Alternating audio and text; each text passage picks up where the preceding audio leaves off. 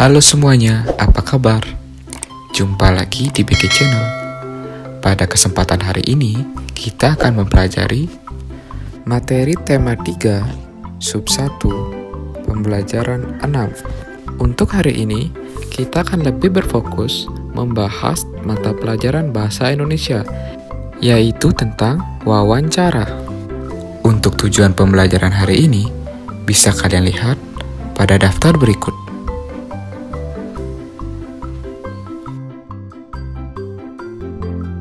Seperti biasa, sebelum kita memulai pembelajaran hari ini, mari kita berdoa terlebih dahulu agar pembelajaran hari ini berjalan dengan lancar dan lebih bermakna.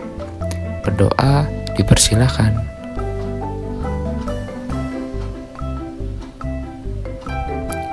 Berdoa selesai. Nah, mari kita mulai pembelajaran hari ini. Sekarang, Bapak akan mengajarkan bagaimana melakukan wawancara dengan tahap-tahap yang benar. Sebelumnya, apa itu wawancara? Nah, wawancara adalah kegiatan tanya-jawab oleh seseorang kepada narasumber dengan tujuan memperoleh informasi atau keterangan yang dibutuhkan. Dalam wawancara, ada yang namanya pewawancara dan ada yang namanya narasumber. Pewawancara adalah orang yang melakukan tanya-jawab dengan narasumber dengan tujuan untuk memperoleh informasi yang dibutuhkan. Sedangkan narasumber adalah orang yang memberikan informasi pada saat kegiatan wawancara. Dalam dunia jurnalis, pewawancara sering disebut sebagai wartawan. Agar hasil wawancara maksimal, maka pewawancara perlu memperhatikan hal-hal penting berikut, baik sebelum melakukan wawancara, ketika melakukan wawancara, maupun setelah melakukan wawancara. Bagaimana sikap dan keterampilan yang baik dalam melakukan wawancara? Perhatikan beberapa hal penting berikut. Ada 3 tahap inti dalam wawancara. Tahap pertama adalah tahap sebelum melakukan wawancara. Seperti namanya, tahap ini kita lakukan sebelum kita bertemu dengan narasumber dan melakukan wawancara secara langsung. Jadi, pada tahap ini yang pertama adalah kita harus membuat janji terlebih dahulu kepada narasumber dan meminta kesediaannya untuk diwawancarai. Jadi, kita tidak boleh semena-mena langsung mendatangi narasumber dan bertanya-tanya tentang hal yang ingin kita tahu, karena itu tidak sopan. Apalagi jika narasumber adalah orang penting, minimal kita harus membuat janji beberapa hari sebelumnya atau seminggu sebelumnya, agar narasumber juga merasa siap. Yang kedua, tunjukkan kesan yang baik, misalnya datang tepat waktu. Karena kita yang ingin mencari informasi, kita tidak boleh membuat narasumber menunggu. Usahakan kita yang terlebih dahulu sampai di sana, sehingga ketika narasumber sudah sampai, wawancara bisa langsung segera dimulai. Ketiga, berpakaian dengan sopan. Ini merupakan hal wajib jika kita bertemu dengan orang penting. Berpakaian yang sopan tentu akan membuat kesan yang lebih baik. 4. Berbicara dan bersikap santun. Usahakan menggunakan kata-kata yang ramah dan baik. Jangan sekali-sekali menggunakan kata-kata yang kasar kepada narasumber, atau nantinya narasumber tidak akan mau memberikan jawaban yang kita minta. Kelima, menyiapkan daftar pertanyaan yang sesuai dengan pokok permasalahan. Pertanyaan ini tentunya sudah harus kalian siapkan sebelum kalian melakukan wawancara. Jadi, ketika ingin bertanya, kalian tidak akan kebingungan dan membuat narasumber menunggu. Dan tentu saja, pertanyaannya harus sesuai dengan topik yang ingin kalian bahas. Keenam, pertanyaan yang baik mengandung unsur adiksimba. Nah, ini sudah pernah kita bahas di materi sebelumnya. Kepanjangan dari adiksimba adalah A. Apa? D. Di mana? K. Kapan? C. Siapa? M. Mengapa? Dan B. Bagaimana? Satu lagi, kita bisa menambahkan kata atau kata tanya berapa. Dan yang ketujuh, berlatihlah agar tidak selalu membaca pertanyaan yang telah disusun. Agar kita terlihat profesional, kita ketika memberikan pertanyaan, alangkah lebih baiknya jika kita tidak selalu melihat pertanyaan. Usahakan mata kita juga harus menatap narasumber agar dia tidak merasa diacuhkan. Melihat pertanyaan boleh, tapi sesekali, jangan selalu melihat pertanyaan. Itu menunjukkan bahwa kita tidak siap sebagai pewawancara. Tahap kedua adalah tahap ketika sedang melakukan wawancara. Nah, ini adalah tahap ketika kita sudah melakukan tanya jawab dengan wawancara tentang topik yang dimaksud dan biasanya sudah melakukan pertemuan langsung. Jadi pada tahap ini yang pertama yang harus dilakukan adalah kita memperkenalkan diri sebelum wawancara. Walaupun mungkin kita sudah memperkenalkan diri saat membuat janji, nah kita juga harus memperkenalkan diri kembali saat melakukan wawancara secara langsung. Kedua, sampaikan tujuan wawancara. Jadi agar pewawancara juga lebih paham maksud dan tujuan dari dilakukan wawancara itu apa. Ketiga, mulai wawancara dengan pertanyaan yang ringan.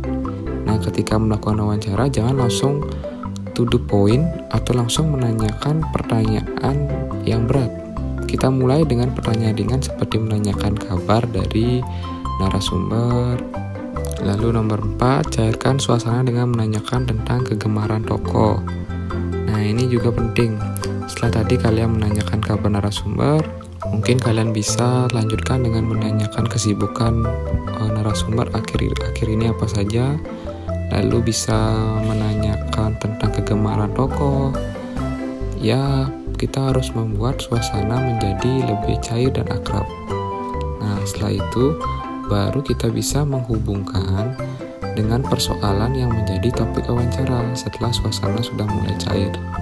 Ketika memulai kalian bertanya, sebutkan kembali nama lengkap dari narasumber. Hal ini untuk memastikan bahwa narasumber memang orang yang sedang kita butuhkan informasinya. Lalu nomor 6, bawa buku catatan, alat tulis atau alat perekam saat melakukan wawancara. Nah, ini juga penting karena kemungkinan narasumber akan memberikan banyak informasi. Jadi kita harus bisa mencatat hal-hal penting yang disampaikan narasumber. Kemudian jika narasumber merupakan orang yang berbicara cukup cepat, tentu kita juga memerlukan alat perekam. Jadi agar informasi yang disampaikan benar-benar pas. 7. Dengarkan pendapat dan informasi dari narasumber secara seksama. Nomor 8.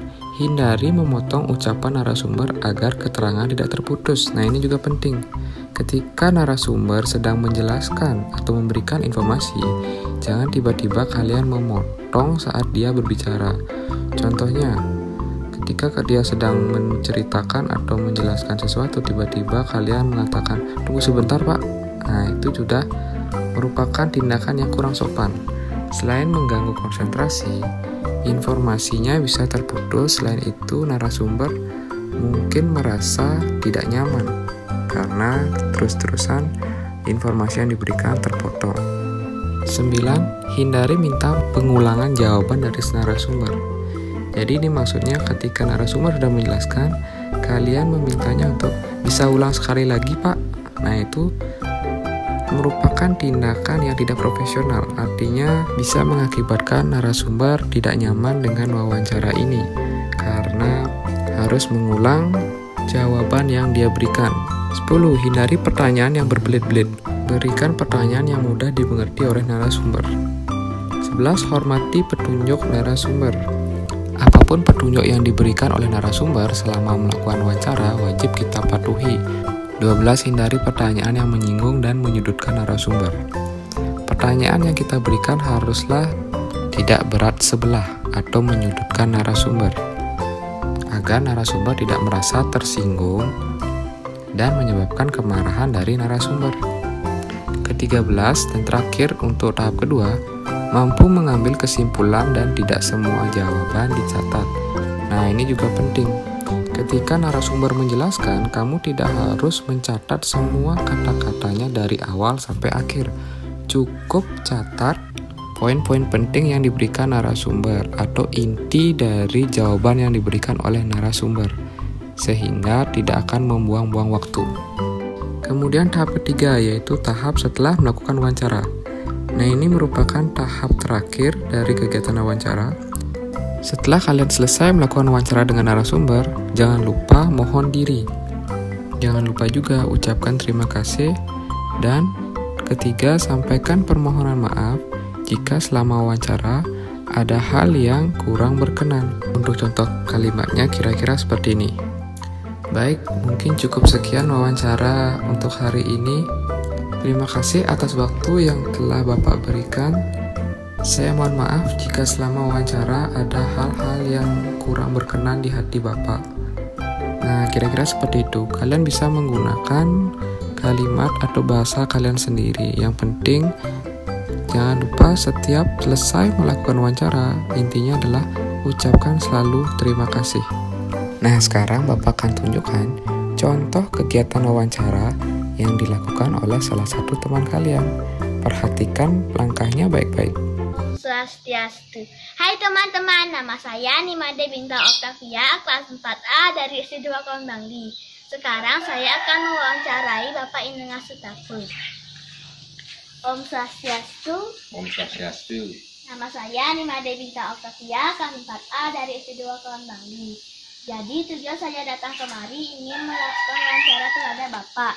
Sesuai dengan kesepakatan, apakah Bapak berkenan? Bapak berkenan untuk diwawancarai. Sebelumnya, bagaimana kabar Bapak? Kabar Bapak saat ini sangat baik. Ya, semoga semuanya selalu sehat dan semoga wawancara ini berjalan dengan lancar. Baik Pak, untuk mempersingkat waktu, apakah boleh saya mulai wawancaranya? Oh, silakan. Jadi begini Pak, saya akan mewawancarai Bapak masalah virus corona. Yang pertama, apa itu virus corona? Virus corona itu adalah virus yang menyerang sistem pernapasan, yang menyebabkan sistem pernapasan terinfeksi, yang menyebabkan penderita sesak napas, dan bahkan yang lebih parah yang bisa menyebabkan kematian.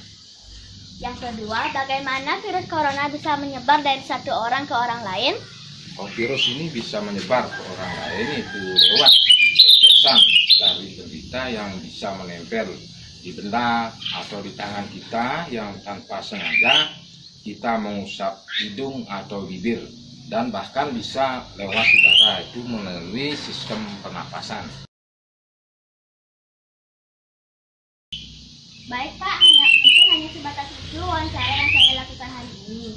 Terima kasih atas waktu yang sudah diberikan. Ya. Mohon maaf jika ada kata-kata saya yang salah atau kurang berkenan di hati Bapak. Selamat pagi, Om Santi. Om Santi. Nah, bagaimana?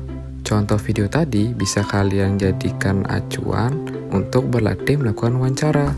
Kalian juga bisa mengembangkan kemampuan kalian dalam melakukan wawancara dengan berlatih bersama orang tua atau kakak di rumah.